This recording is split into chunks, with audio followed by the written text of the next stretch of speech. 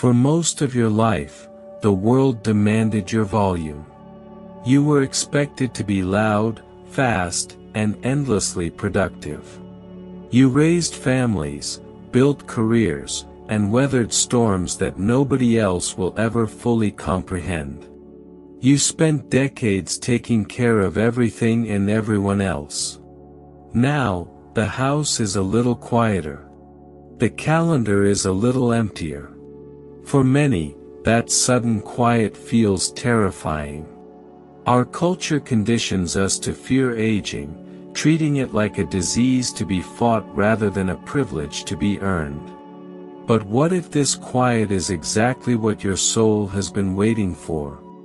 You finally have the space to hear your own voice.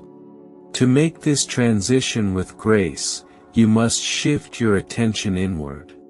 Here are 5 meaningful things you should focus on for the rest of your life. 1. Trade the hustle for the power of presence. In Western culture, we are practically raised on the gospel of productivity. From a very young age, the message is clear. If you are not moving forward, you are falling behind. We praise the early risers, the late workers, and those who sacrifice their well-being for the sake of the grind. You likely spent the prime decades of your life adhering to this unspoken rule. You built a career, provided for your loved ones, solved countless problems, and contributed to society. You did exactly what was asked of you. Over time, your identity became deeply intertwined with your ability to get things done. You were defined by your momentum. But momentum is exhausting. And eventually, the landscape of your life changes. When the structure of a lifelong career ends or the children move out to start their own lives, the relentless alarm clock loses its power. The calendar, once overflowing with urgent obligations, suddenly looks empty. And for a lot of hardworking people, that emptiness does not feel like freedom. It feels deeply unsettling. When the external demands stop, many face a profound crisis of identity. Who are you if you are not the manager, the primary provider, the fixer, or the endless multitasker? To escape this uncomfortable question, many seniors immediately search for new ways to be busy. They overcommit to community boards or social clubs they actually find draining. They find themselves pacing around the house, obsessively looking for minor things to repair or organize. They keep the news running on the television all day just to feel connected to the chaos of the outside world. They are trying to recreate the familiar noise of their past because the silence of their present feels too vast. Decades of conditioning have convinced them that resting is just another word for laziness, and that their worth is entirely dependent on their output. I invite you to look at that silence differently. That silence is not an empty void waiting to be filled with chores. It is a canvas. It is the hard-earned freedom you spent your entire life working toward.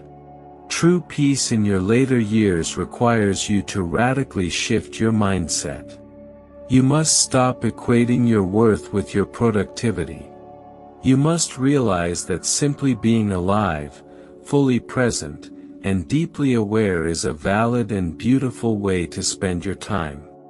Stillness is not a sign of giving up. It is the ultimate expression of self-mastery.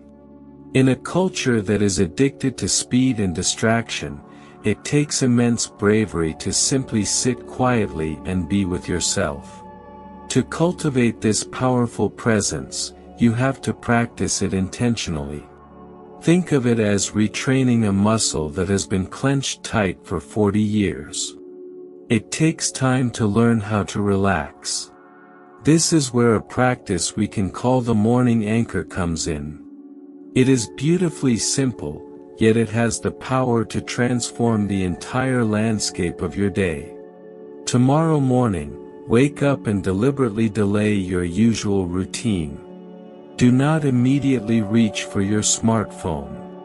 Do not turn on the television to catch the stressful morning headlines. Do not begin mentally drafting the errands you need to run.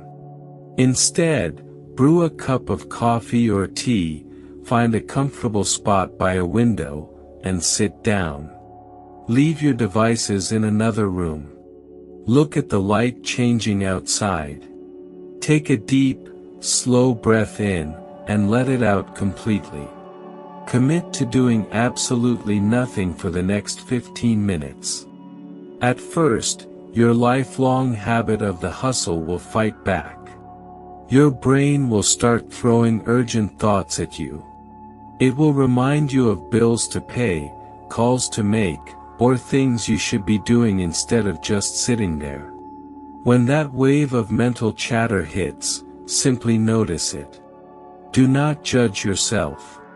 Just let the thought pass like a car driving by your house, and bring your attention back to the warmth of your cup and the steady rhythm of your breath.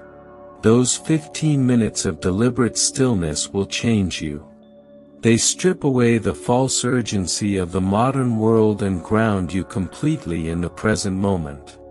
By starting your day anchored in peace rather than panic, you reclaim your inherent worth. You will finally realize that you do not need to earn your right to exist by producing. You are entirely enough, exactly as you are, sitting quietly in the morning light. 2. Master the gentle art of radical simplification. For the first half of your life, the goal was likely accumulation. We are taught that success looks like gathering more. We seek more money, more property, more responsibilities, a wider social circle, and a home filled with the physical evidence of a life well lived. You spent decades building a nest, filling it with treasures, souvenirs, and items you thought you might need someday. But as you enter this new season, the rules of the game fundamentally change. What was once a symbol of success often becomes a silent, heavy anchor. Think about the attic, the basement, the garage, or the spare bedroom. They are likely holding years of accumulated possessions. We often cling to these objects because we confuse the item with the memory attached to it.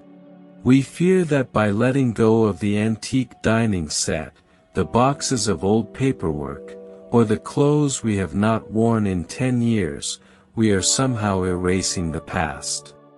But your memories do not live in cardboard boxes. They live in you. When you hold on to too much physical stuff, you weigh down your present life with the artifacts of yesterday. Downsizing is not about losing things. It is about gaining the lightness of freedom. There is also a profound grace in clearing out your own clutter. It is one of the greatest acts of love you can offer your children or your heirs. By taking responsibility for your possessions now, you ensure that your loved ones will not have to spend their grieving process sorting through decades of accumulated weight, agonizing over what to keep and what to throw away. You give them the gift of space and peace. Let go of the things you no longer use. Donate them to people who truly need them. Keep only the items that actively bring you joy or serve a vital purpose today. But radical simplification goes far beyond your physical belongings. You must also fiercely protect your mental environment. We live in an era of constant, overwhelming information. The modern 24-hour news cycle is specifically designed to keep you in a state of perpetual anxiety. It profits directly from your fear and outrage. Many seniors spend hours every day consuming tragic headlines and angry political commentary, falsely believing that staying informed requires staying stressed. The truth is that this constant barrage raises your blood pressure, clouds your spirit, and robs you of your peace. You do not owe the world your constant anxiety. You have spent a lifetime dealing with crises. You have earned the right to look away. Turn off the news. Unsubscribe from the endless flood of digital notifications. Be deeply intentional about what you allow into your mind. The same rule applies to your time and your relationships. How many clubs, committees, or social gatherings do you attend simply out of a sense of obligation? How many people do you spend time with who leave you feeling drained, judged, or exhausted? Radical simplification means giving yourself the absolute permission to say no. You no longer have to perform for anyone. You do not have to keep up appearances. Saying no is a complete sentence. If an interaction or an obligation does not nourish your spirit, it is time to gently and firmly step away. To begin this process, introduce a simple practice into your daily life called the joy versus weight inventory. You can apply this to absolutely everything. When you walk into a room and look at a piece of furniture, ask yourself if it brings you joy or if it is just taking up space. When you receive an invitation to a social event, pause before answering. Ask yourself if attending will uplift you or if the mere thought of going feels heavy. If it feels like weight, let it go. By simplifying your physical space, your mental intake, and your social obligations, you create immense room for peace. You remove the static and the noise. And in that beautiful, newly cleared space, you will find the freedom to truly enjoy the days you have left. 3. Unpack your emotional baggage. While clearing out your physical space brings immense relief, there is another kind of clutter that weighs far more heavily than old furniture or boxes of photographs. It is the emotional baggage we drag behind us year after year. Imagine walking through an airport with a massive, heavy suitcase. Your hands are blistered, your shoulders are aching, and you are utterly exhausted. Now imagine that you have been carrying this same suitcase for 30 or 40 years. That is exactly what holding on to a deep resentment does to your spirit.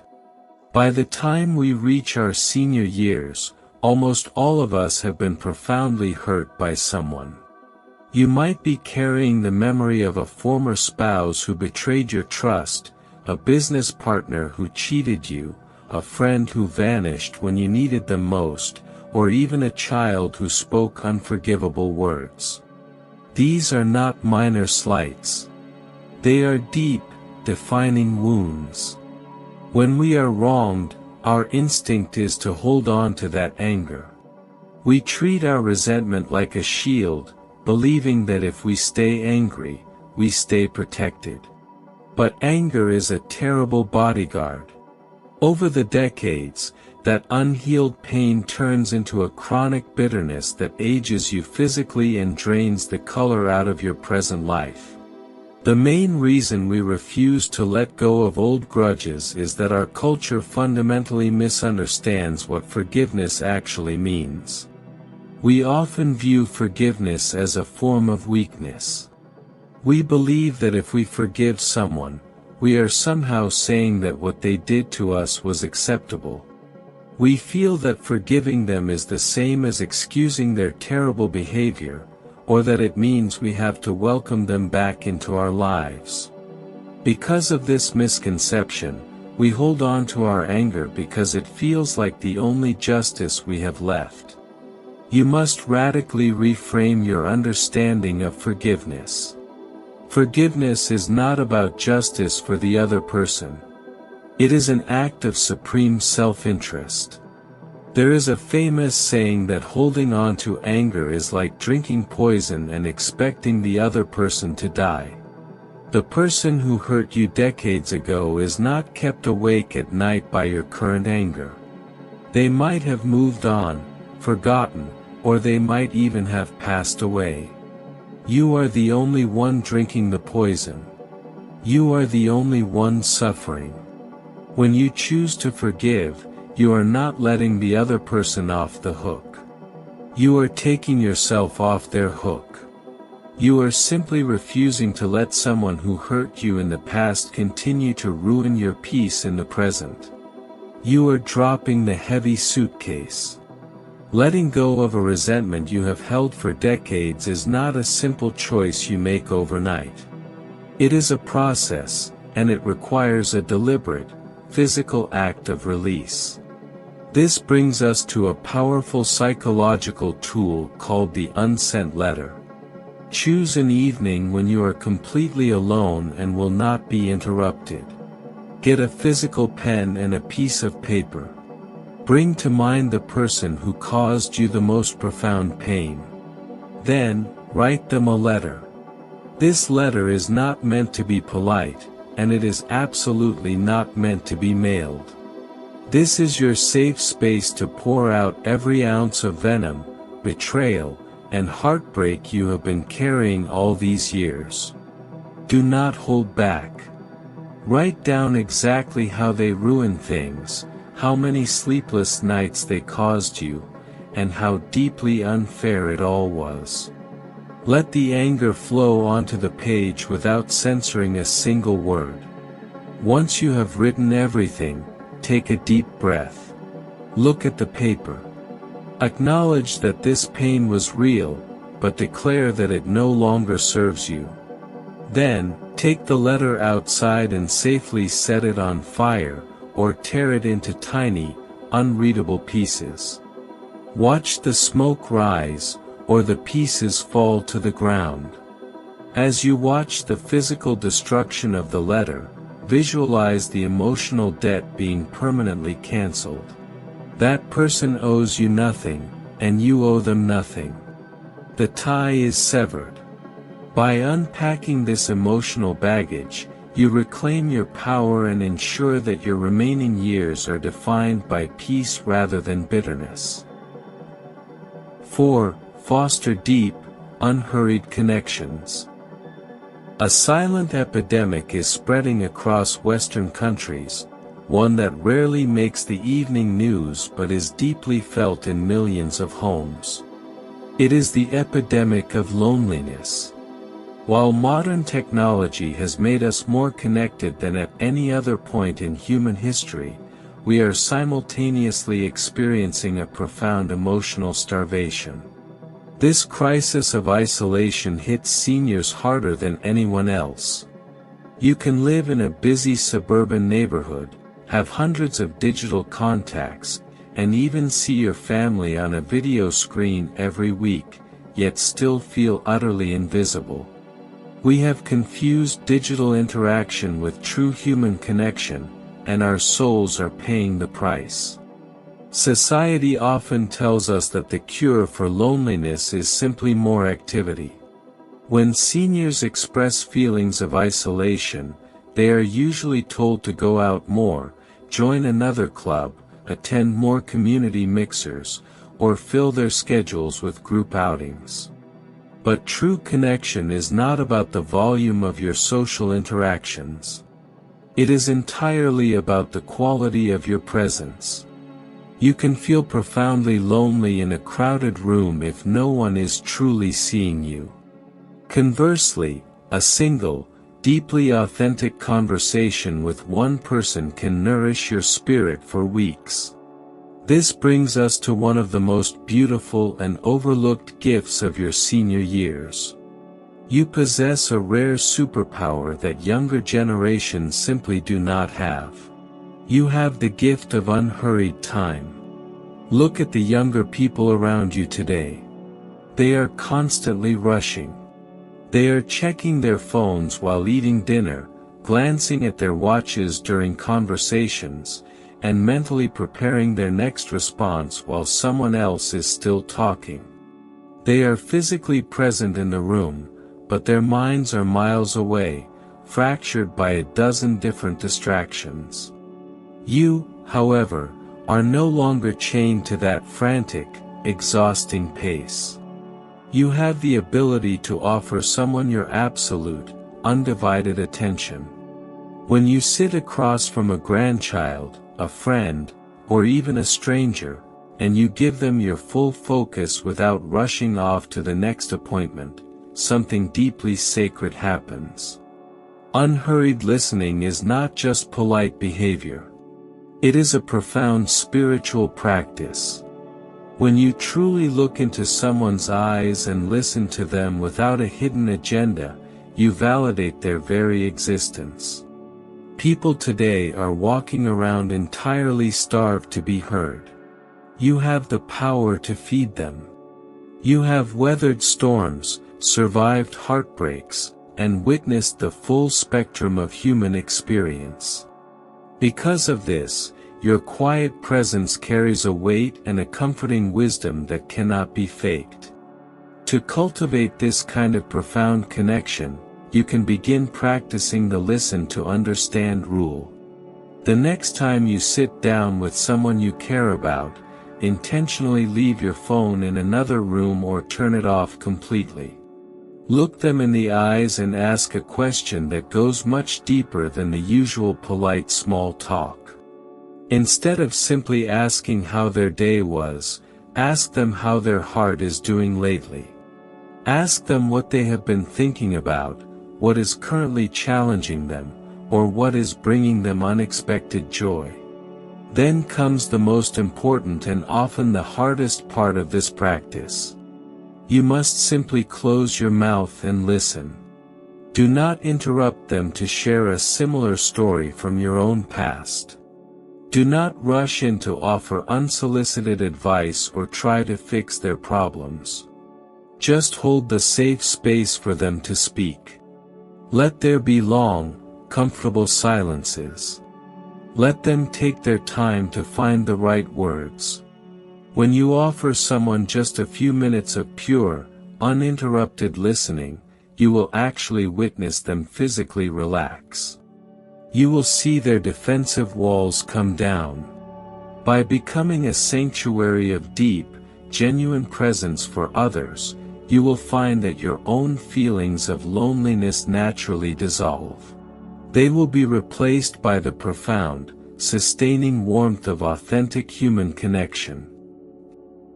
5. Befriend your mortality to awaken to life. This is the topic that almost no one wants to discuss, yet it is arguably the most liberating truth you will ever embrace. In Western culture, death is the ultimate taboo. We go to extraordinary lengths to sanitize it, hide it behind hospital curtains, and pretend it is not the inevitable destination for every single one of us. We use gentle euphemisms, saying someone passed away or departed, as if softening the language will somehow alter the reality. We spend billions of dollars on creams, surgeries, and supplements, desperately trying to look younger and live longer, treating aging as a failure and death as a terrifying defeat. Because we spend so much energy avoiding the thought of our own mortality, we end up living in a constant state of low-level anxiety. It hums quietly beneath our daily worries about our health, our finances, and our security. We do not talk about the end of the road, but the fear of it shadows every step we take. To step fully into the peace of your remaining years, you must do the exact opposite of what society expects. You must look directly at your mortality and invite it in for a cup of tea. This is the great paradox of impermanence. Facing the reality that your time is limited does not cause despair. It actually cures it. Think about a beautiful sunset. If the sky stayed painted in those brilliant shades of orange and purple forever, you would eventually stop looking at it. It is precisely because the sunset only lasts for a few fleeting minutes that you stop what you are doing, step outside, and watch it in awe. The limitation is what creates the value. When you truly accept that your days are numbered, something miraculous happens to your perception. The mundane details of life suddenly become incredibly vivid. The taste of your morning coffee feels richer. The sound of a bird singing outside your window sounds clearer. The lines around your grandchild's eyes when they smile become unbearably beautiful. You stop taking the present moment for granted because you realize, in your bones, that none of this is permanent. Knowing the timer is ticking does not make you panic. It wakes you up. There is also a deeply practical side to making peace with your mortality. It allows you to perform one of the ultimate acts of love for your family. Many people avoid writing wills, organizing their finances, or creating advance medical directives because the process forces them to think about dying. But when you refuse to handle these logistics, you leave a massive burden on the shoulders of the people you love most. By getting your affairs in perfect order, clearly communicating your end-of-life wishes, and leaving nothing to guesswork, you give your family the profound gift of clarity. When the time eventually comes, they will be able to simply hold your hand and grieve, rather than fighting over paperwork or agonizing over what you would have wanted. To integrate this wisdom into your life, you can adopt a practice called the daily gratitude of the finite. Tomorrow morning, before your feet even touch the floor, lie in bed and remind yourself of one simple fact. You did not have to wake up today. This day was not guaranteed to you. You have been given 24 more hours to breathe, to feel the sun, to forgive, and to love. Ask yourself how you want to spend this precious, unpromised day. By starting your morning with the acute awareness of your finite time, you strip away the petty annoyances and minor frustrations. You step out of bed not with fear, but with a fierce, awake, and radical appreciation for the simple privilege of being alive. Aging is not a process of fading into the dark. It is a process of brilliant distillation. Like a sculptor chipping away the heavy, unnecessary stone to reveal the masterpiece within, your senior years are your opportunity to shed everything that no longer serves your spirit.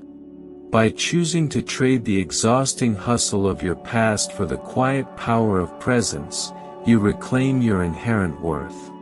By mastering the gentle art of radical simplification, you clear the suffocating clutter from your home, your calendar, and your mind. By unpacking the heavy suitcase of old resentments, you liberate yourself from the ghosts of yesterday. By fostering deep, unhurried connections, you offer the starving world the beautiful sanctuary of your attention. And by befriending your own mortality, you finally wake up to the vibrant, undeniable sweetness of the life that is happening right in front of you. Do not let society tell you that your best years are behind you. The chaotic heat of the midday sun has passed, but you have now entered the golden hour. Your light has not weakened. It has grown softer, warmer, and more profound. You no longer need to burn yourself out trying to illuminate the entire world. You simply need to glow quietly, steadily, and beautifully, exactly where you are. The greatest legacy you will leave behind is not the money in your bank account or the dusty boxes in your attic. The greatest legacy you can offer is the peace you embody and the warmth of the light you cast on everyone lucky enough to walk beside you in this final, beautiful chapter. Step into this season not with a sense of loss, but with a quiet, joyful anticipation. The masterpiece is finally revealed.